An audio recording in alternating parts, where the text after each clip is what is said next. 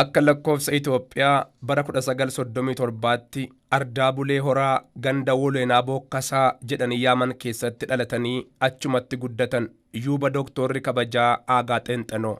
Ijoollummaatti akkuma ilma qote bulaa kamuu jabbilee fi loon tiksaa waan abbaan kiyya na ajaje hojjechaa qotiisa geenyaan qotaan guddadhe jechuun yeroo ijoollummaa isaanii yaadatu. Daarii Booranaatii dabaraa loontis jabbiitissee loontissee deebi'ee waan abbaan kiyya hojjetu yoo inni horruu wayii kaanuuti munan qannu gizeessanii loonuma bira midhaan qotatanii waa isaan qotatan gargaaraa horii tissaa tikarraa fuudhee jabbiitissee loontissee akkanumatti ta'ee ka'ee guddadhee.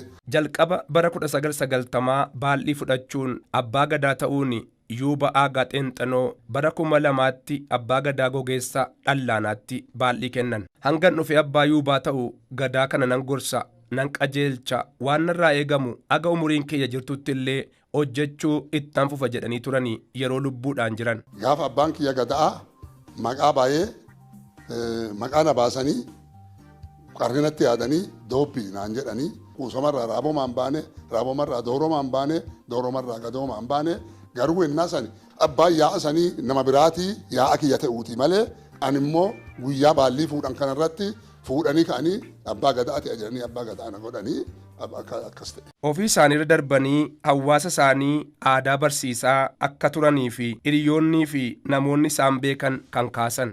Daanyaan bara sanii nama liqinsuun sodaatiin nu dubbate isa jennee isarra laakkaan goota kenna jennaan.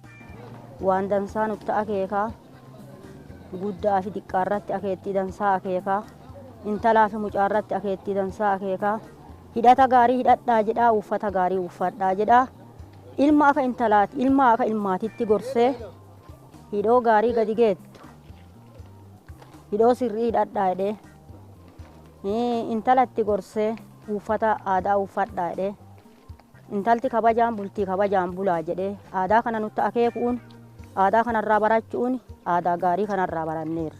Yuuba Dooktorri kabajaa Aagaa Xeenxanoo maatii bal'aa horachuu himanii garuu uummanni na marsee jiru hundiyyuu ilmoo kiyya jedhu turan. Haadha manaa 5 kan qabanii fi 3 irraa ijoollee horachuu isaaniis ni dubbatu.